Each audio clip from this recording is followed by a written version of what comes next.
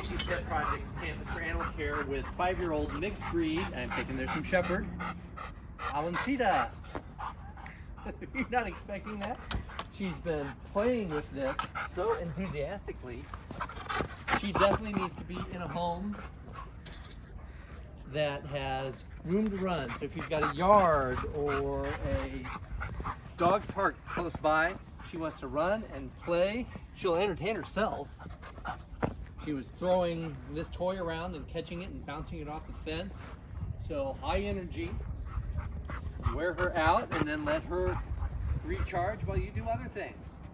She would be fine in a home with kids, but obviously she's a big dog, so ones that are either ready to be knocked down or are big enough to absorb the blow when she comes charging through.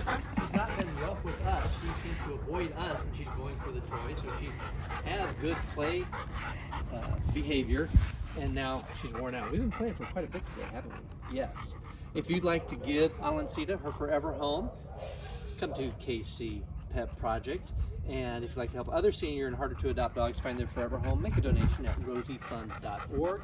Check out the Dogwoods podcast. And of course, watch more of these videos on YouTube because that helps them get seen by others. Remember, with Rosie Fund, we save each other.